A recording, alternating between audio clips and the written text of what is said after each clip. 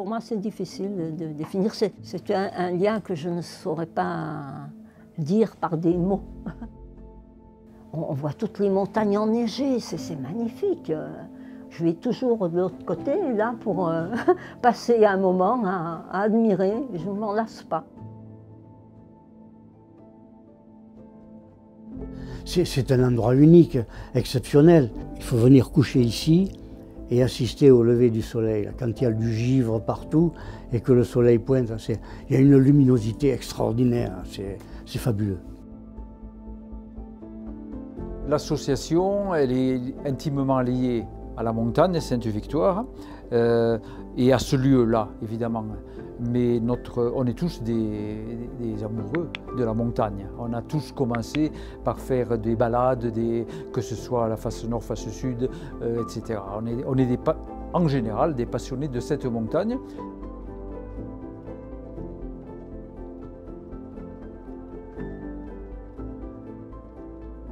Monsieur Imoucha était un commerçant marseillais. Et il est venu au prieuré en 1950. En 1950, il y avait un tramway, il n'avait pas de voiture, il y avait un tramway qui faisait Marseille-Aix et vice-versa. Donc le dimanche, il prenait le premier tramway qui partait de derrière la Bourse à Marseille à 5h20. Ce tramway arrivait en haut du cours Mirabeau. Et pour les Aixois qui ont bien connu le haut du cours Mirabeau, il y avait un bar, une brasserie qui s'appelait le bar Terminus. Tout le monde se demandait le terminus de quoi, mais c'était le terminus du tramway de l'époque Marseille-Aix. Donc il mettait son vélo sur la plateforme arrière du tramway. Il arrivait 1h30 après en haut du cours Mirabeau et suivant la saison, avec son vélo, si c'était l'hiver, il s'arrêtait à la ferme de Roquehaute pour monter au premier rayon du soleil. Et si c'était l'été, il venait jusqu'au pied de Vauvenargues, enfin à Vauvenargues, pour monter au frais. Voilà. Et c'est comme ça qu'il a commencé, alors avec un sécateur pour enlever les ronces, et avec le curé de Vauvenargues, et puis petit à petit, d'autres randonneurs se sont joints à lui, et ils ont créé en 1955 l'Association des Amis de Sainte-Victoire.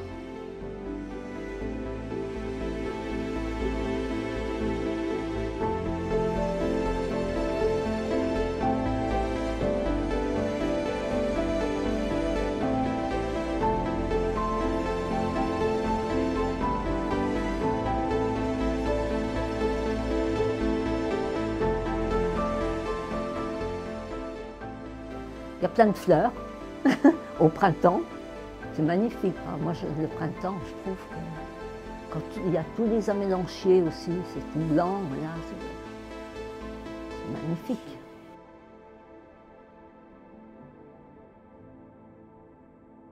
Une équipe de copains avec une amitié tous entre nous. Je veux dire, dès qu'il y a quelqu'un de l'association qui est malade, c'est coups de fil, on est tous très liés.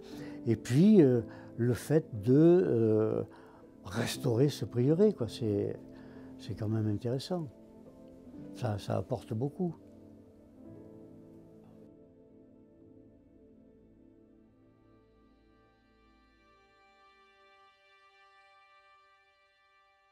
On retape, on réaménage un site qui était en ruine et on accueille énormément de gens, vous l'avez vu aujourd'hui, c'est un jour comme un autre, et des gens intéressés. C'est ça qui est bien, c'est soit des randonneurs, mais enfin en général des randonneurs, soit des touristes qui viennent juste pour être au sommet de la montagne, et ils sont assez passionnés par ce qu'on fait. C'est très agréable de faire un boulot qui intéresse énormément le public.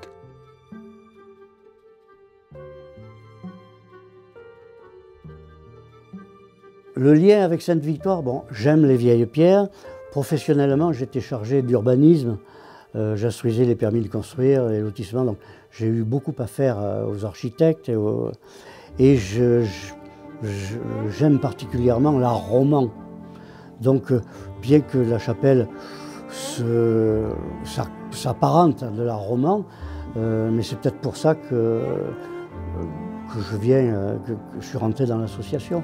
Et puis comme je vous ai dit peut-être tout à l'heure, c'est que quand j'étais étudiant, je montais quelquefois à Sainte-Victoire et qu'il y avait un tas de sable à la côte 710 avec un panneau pour nous aider à restaurer le prieuré. Vous pouvez nous monter un seau de sable. Donc j'en ai monté quand j'étais étudiant, j'avais 17, 18 ans, 19 ans. Et c'est peut-être pour ça que je suis là aujourd'hui.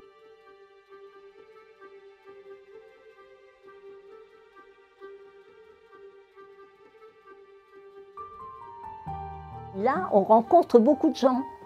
Et les gens sont ravis quand ils voient que c'est propre et tout. Alors on discute, on leur raconte un peu l'histoire du prieuré. Et finalement, on leur apporte, mais ils nous apportent aussi, parce qu'il y a toute nationalité. Et puis je rencontre d'anciens parents d'élèves, d'anciens élèves qui me reconnaissent, mais pas moi. Et en fait, on passe un agréable moment. Hein. Et on voit l'évolution, parce que quand je suis arrivée, il n'y avait pas le cloître, il n'y avait pas les vitraux. Ils avaient fait déjà des restaurations du refuge et les fouilles. Mais ça, je n'ai pas assisté, je n'étais pas encore. Et je me suis dit, bon c'est sympa.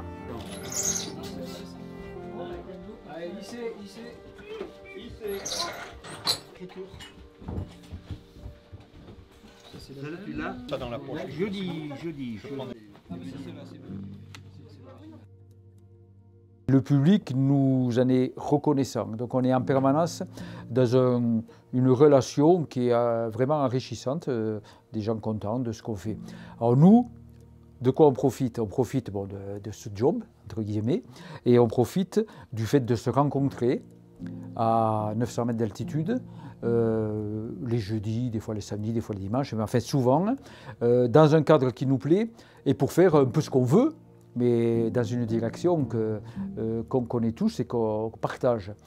Et ce qui est intéressant, c'est vrai dans beaucoup d'assauts, mais pas toujours, c'est qu'on est composé de gens de milieux d'origine complètement différentes. Il y a de tout. Il y a des anciens cadres sup, des anciens cadres pas sup, ou des pas cadres du tout. Il y a des gens qui travaillent dans le BTP, des gens qui travaillent dans l'informatique. Il y a de tout qui se mélange. Le point commun, à part Sainte-Victoire, le point commun de ces gens-là, c'est qu'ils font 400 à 600 mètres de dénivelé pour venir. Et comme on travaille souvent le jeudi, la plupart sont des retraités. Ça, c'est la calade. Les pierres sont comme des dents, des molaires. Okay. Et donc, on enfonce la racine. Tout ça, c'est enfoncé. C'est pour ça que c'est hyper solide. Pour les enlever, c'est comme des dents enfoncées, quoi. Souvent, on a l'impression que c'est en surface, mais non, c'est très profond. J'ai toujours été habitué à créer toutes des choses, donc, et à construire. Donc, ici, c'est le fait de la restauration et tout ça, d'un bâtiment qui est avec toute la diversité qu'il y a sur ces structures. Très intéressant, puisque ça fait 20 ans que j'y suis maintenant ici, donc j'ai vu passer un tas de gens, j'en ai vu partir et tout ça. Donc, à l'origine, c'est vraiment un paquet d'amateurs qui venaient de temps en temps, c'est-à-dire des fois pendant 3 ou 4 mois, il n'y avait personne. Après, ils venaient faire des travaux pendant 15 jours, ils venaient plusieurs fois. Bon, c'était très amateur. Après, quand je suis arrivé, on a commencé à faire un truc plus professionnel, c'est-à-dire plus organisé, trouver plus d'argent, des sous et tout ça.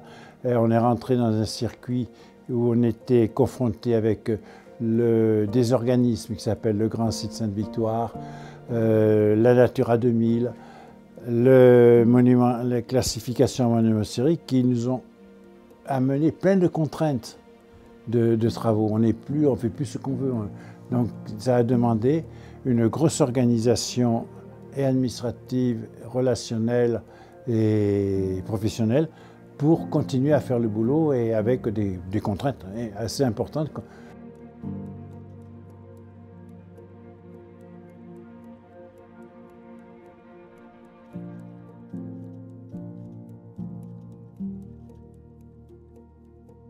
c'est parce qu'on prend notre pied. On a une ambiance, vous avez pu le voir un peu, qui est vachement bonne, quoi, ça n'empêche pas d'avoir des personnalités très marquées et tout, mais bon, les différences sont noyées dans le projet commun. Voilà. Donc c'est hyper enrichissant, c'est agréable. On n'y va jamais contraint. Jeudi dernier, on a failli annuler le jeudi matin parce qu'il y avait de la pluie partout. Ben, tout le monde a dit oh, on y va quand même, maintenant on est parti. Et on est arrivé tout mouillé, on a allumé ça, on a séché. Voilà, c'est assez agréable de partager des moments comme ça, et hyper enrichissant. En plus, on est une association qui est non confessionnelle, contrairement à ce qu'on pourrait croire quand on voit la chapelle, mais elle est laïque complètement, hein, d'intérêt général.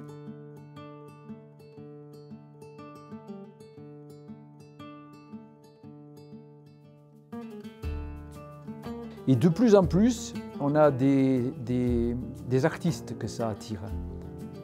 Ça commence avec ce qu'on appelle la galerie, là, le cloître qui vient d'être refait et qui permet d'accueillir des peintres locaux comme François Gilly.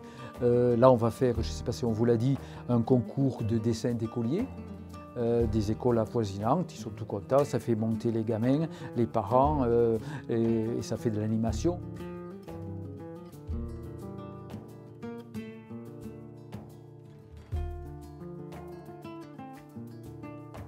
C'est un gros rocher qui m'a beaucoup surprise parce que j'arrive du nord-est et où, bon là c'est pas du tout ça, hein, c'est la nature, il n'y a pas de rochers comme ça, il y a beaucoup de sapins, il y a de l'herbe par terre. Ici, ce qui m'a surprise, c'est que tout piquait, on ne pouvait pas aller.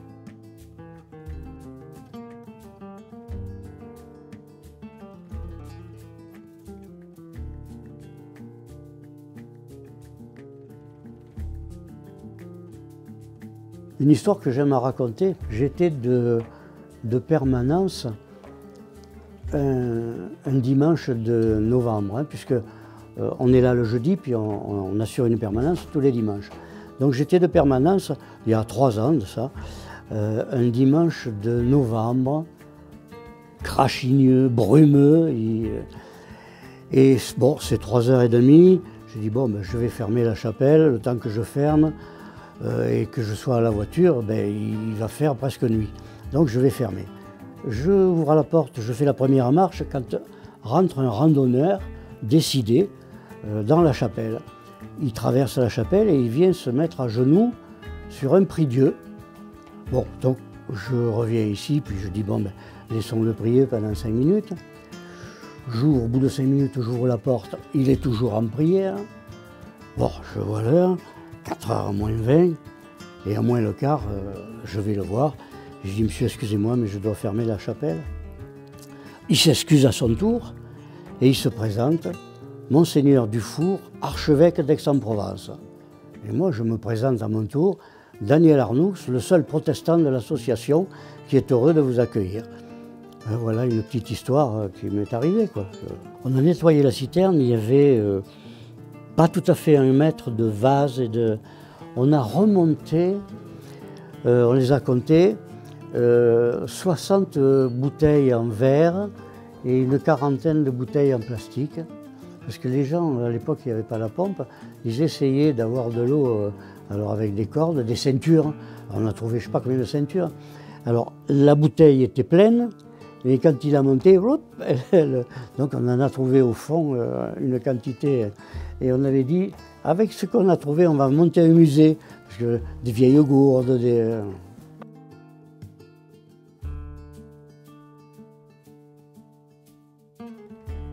Dans l'avenir, comme la restauration du prieuré arrive à son terme, on l'a fait comme il était avant, à la toiture près qui va être faite dans 1 et 2 ans. À ceci près, on ne peut pas le faire plus beau qu'il n'a jamais été, puisque ce n'est pas notre objectif. Hein. On le fait comme il était au départ, mais pas mieux. Hein. Donc on va être obligé de se trouver en gros d'autres objectifs. à part la maintenance, on n'aura plus de gros projets, disons architecturaux ou autres. Donc on va valoriser le site avec des expos, des spectacles, des machins comme ça. Donc ça nous ouvre un petit peu dans un champ différent.